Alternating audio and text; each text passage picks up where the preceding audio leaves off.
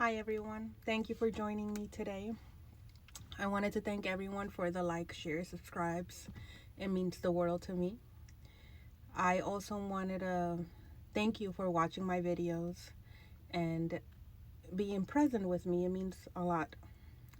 And so today I wanted to speak on the fact that I've been teaching about healing and how everything is within us, and that no matter what we go through, we can go ahead and co-create with God, creator source, as we are made in his image. And that in order to do so, we have to clear out our mind, our subconscious, and get to a place of healing, not passing judgment, understanding that what we have inside of us is what's going to reflect in the outside of us. And so over the weekend I found something called the 7 Hermetic principles.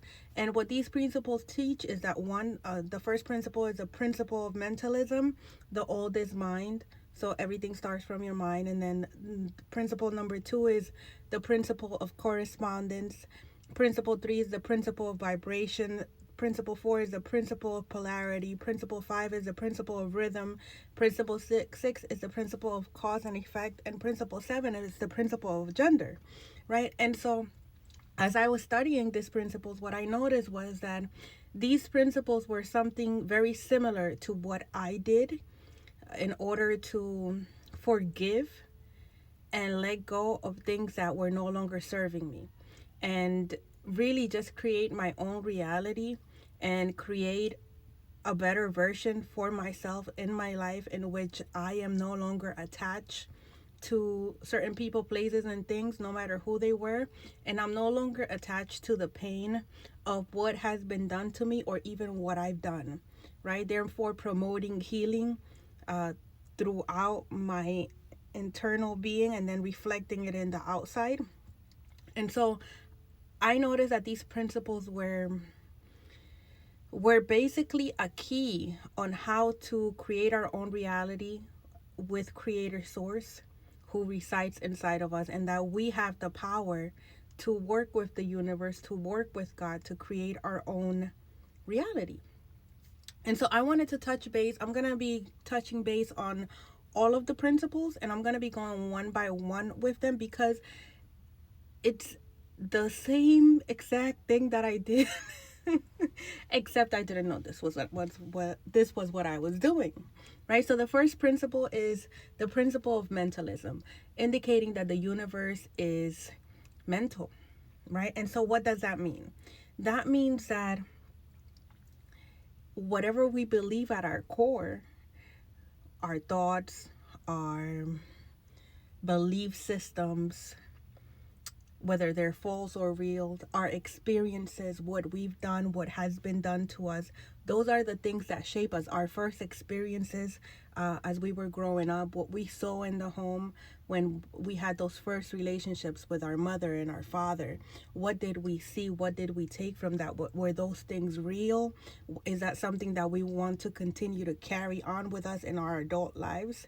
And why is it important that we detach from the programming and create our own belief systems, things that actually work for us, things that we ourselves have chosen to be real, have chosen to work for us, have chosen to carry with us, because we know at our core that these are things that benefit us, that these are things that bring prosperity into our life, that bring great joy into our life, that we want into our life. And it's not something that we just saw on the television, or that society says that we need, or that religion says that we need, or what we are out to be based on what's written or something like that, but something that we truly believe that is what it is, and that's what we want, and that it really is going to bring with us and create a new reality for ourselves, right?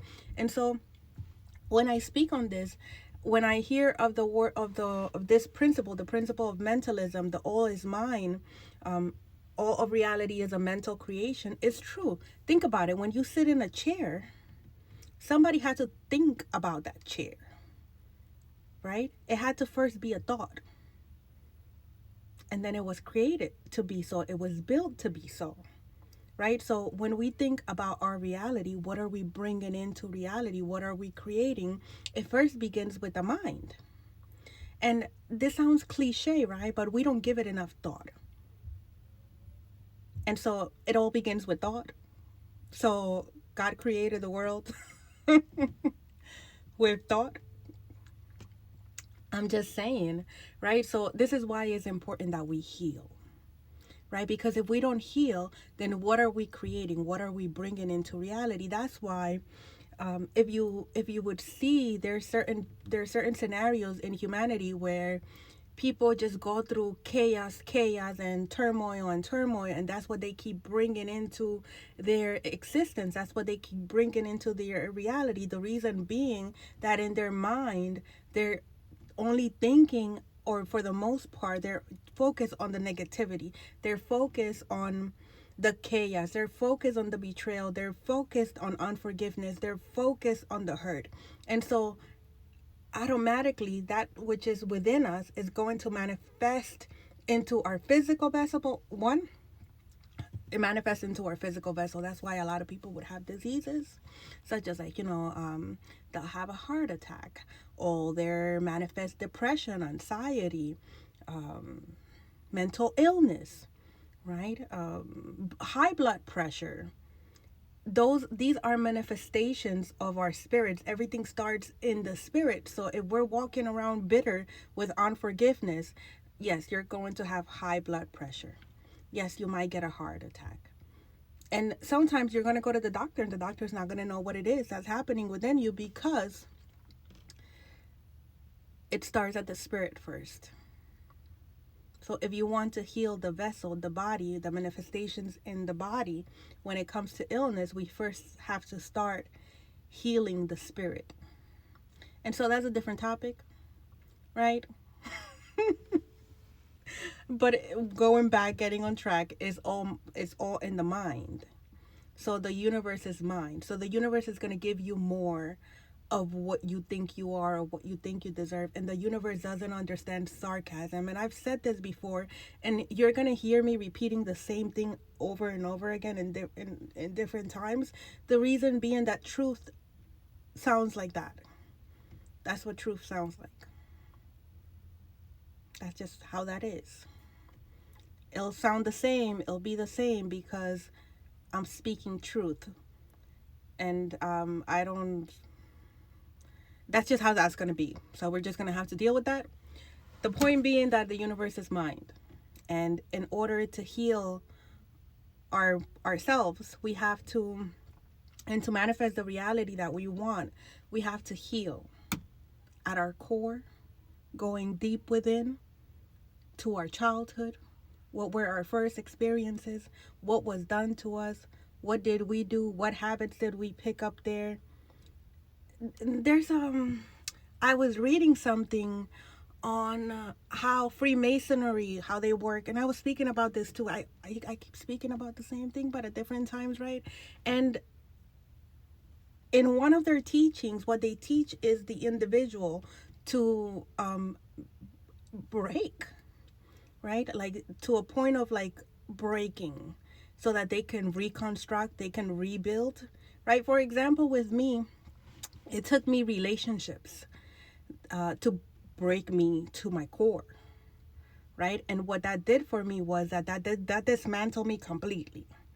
It was completely like mother gone, father gone, brother, sister, everything that I thought I needed, that I knew about me, was ripped, right? And so because I was broken to my core, then I had no option but to rebuild.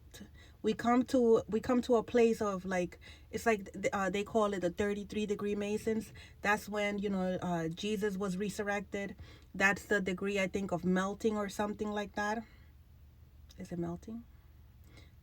Yeah, something like that, where they'll put something in the with the heat, and it'll melt, right? And all you have from there is you get to reconstruct. The same thing with our mind. We are to rebuild ourselves in such a way that we have no option but to create our new realities. We could choose to stay in the damage and the pain and the hurt, or we can choose to rebuild, because we have free will